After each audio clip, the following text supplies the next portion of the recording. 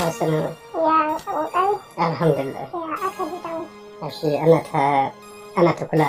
To Allah ya taimake mu. Amin saboda amin. Aka maka Allah dangane da halin da muke ciki yanzu a al'ummar mu. Ilimi ya yi karanci. Malam muna so kamar ɗan yi mana ɗan fashin baki ko in ce ƙarin bayani akan wankan janaba. To alhamdulillah. Mun gode wa Allah. To da farko dai shi wankan janaba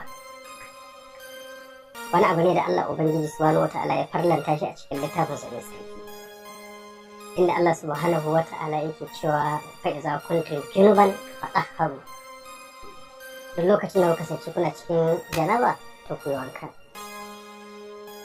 Sannan hadisan Annabi sallallahu ta'ala alaihi wa sallama barkatai sun yi magana akan wajabcin wankan janaba. Mazhabobi ma'ana wato al-mazahib gabaki ɗayansu babu inda aka samu saɓani tsakanin wannan malami da wannan malami kan cewa babu wajabci idan an yi wankan janaba, sai dai fahimtocinsu su ɗan bambanta kaɗan. Wato kafin wankan janaba ita kanta janaba ta kashi nau'i kala biyu ko kuma in ce kala uku. Da farko, idan mutum ya tara da iyalinsa tarawa irin ta al'ada wacce aka saba, wani abu ya fita a jikinsa wani abu ya fita a jikinta, to wajibi sai an wanka. Akwai kuma tarawa da take zuwa gashi an samu jima'in tare da ita, to amma an samu akasin wataƙila shi buƙatar bata biya ba ko kuma ita ta buƙatar bata biya ba, amma dai jikinsa ya shiga cikin jikinta, to wannan wanka ya zama wajibi.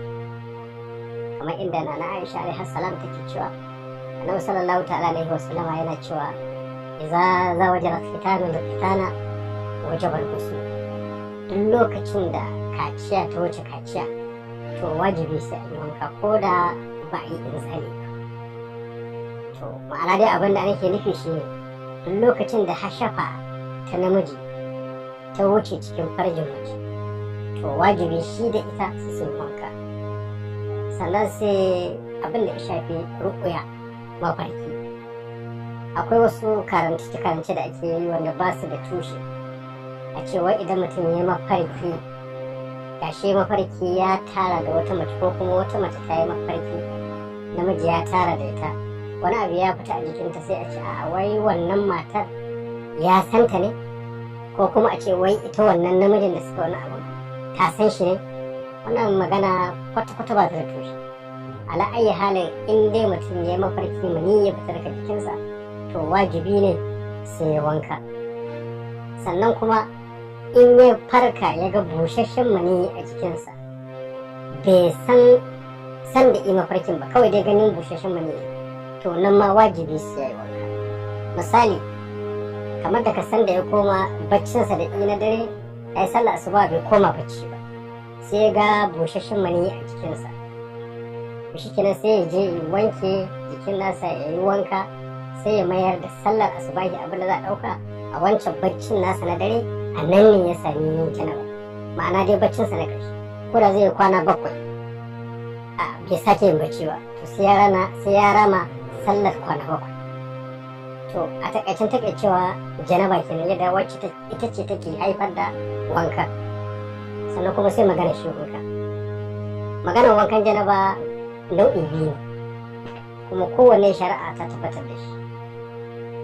Da farko dai akwai wajibin a samu ruwa madalaki wanda bai jirkita da komai ba, ɗanɗanansa bai jirkita ba, ƙanshinsa bai jirkita ba,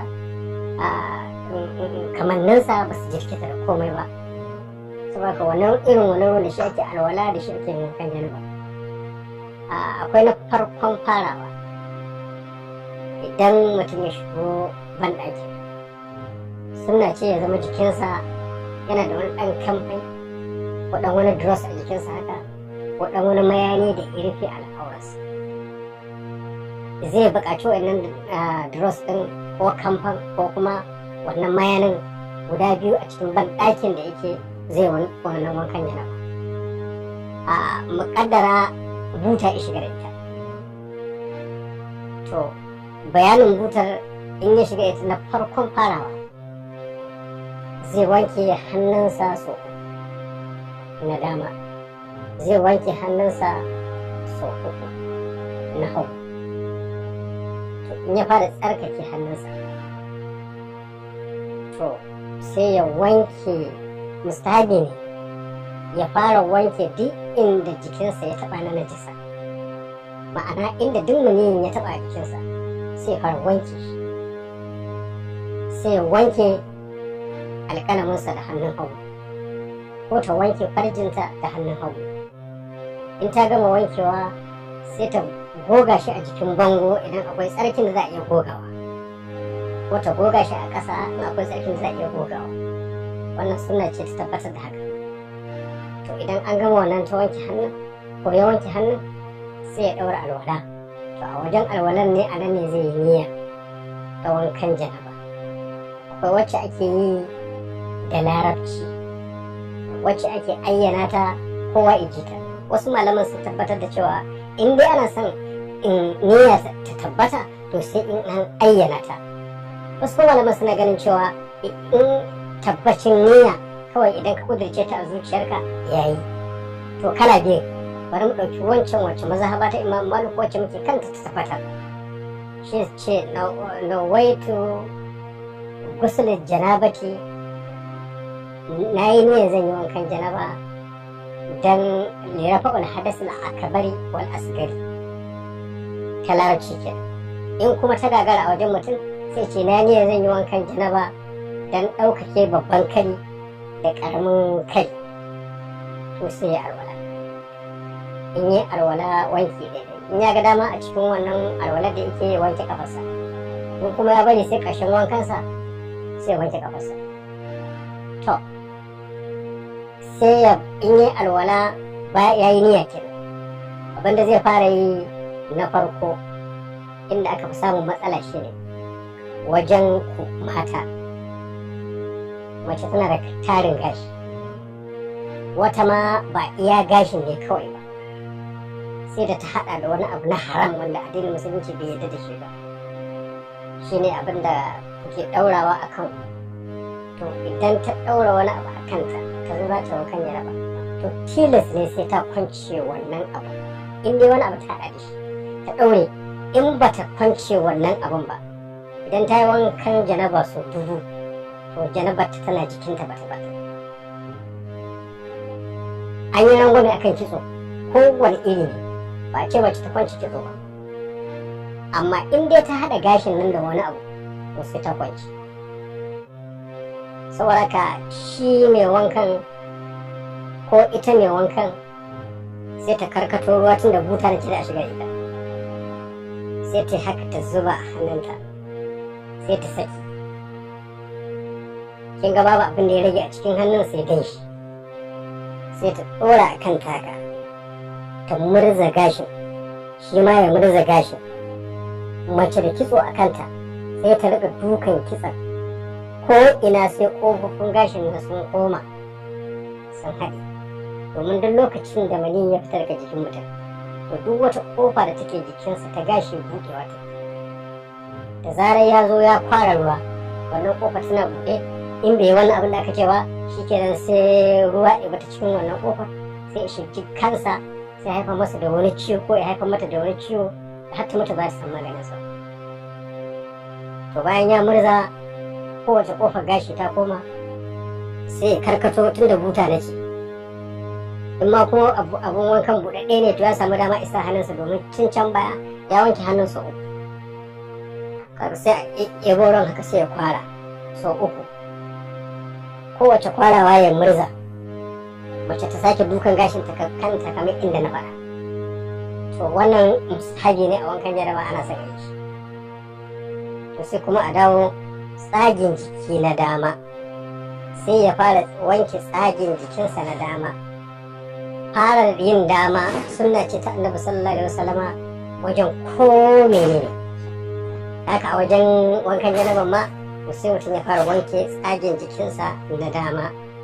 In ya wanke nan ya wanke sama kafin ya wanke ƙasa,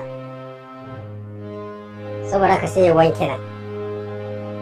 In ya wanke nan ya wanke dama kafin hagu, sai ya dawo sai ya wanke nan ya wanke dama kafin hagu, sannan sai ya wanke nan. Aga sai da ya wanke sama sannan ya wanke ƙasa. Kuma kowane a ciki ya fitar da sunna na damantawa a sa hagu a ƙarshe.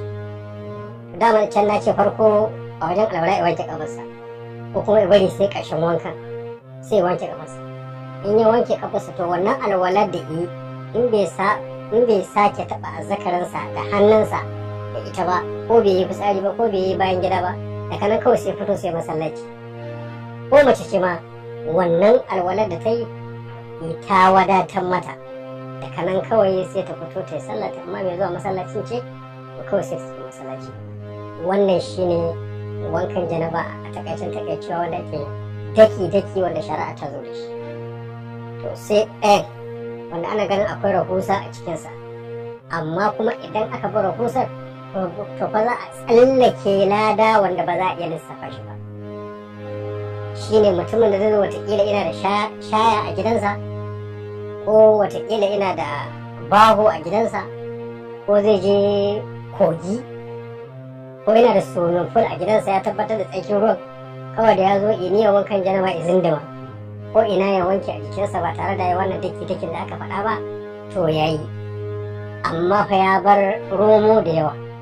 Kuma malaman sun ce wanda duk yi wankan janaba irin wancan wanda na faɗa, wanda ya zama sunna ce ta sa yi wankan, ba lalata ce ta sa yi wankan ba.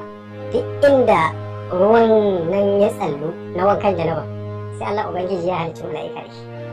Wannan mala'ikan shi kuma zai ta yi bauta, kuma duk abin da ina wannan bautar ba na kowa bane na wannan bawan Allah. Saboda ka a takaicewa wannan shine bayanin janaba da kuma yadda ake yin wankan. To malam mun gode, Allah ya saka. To jama'a mun ji gabar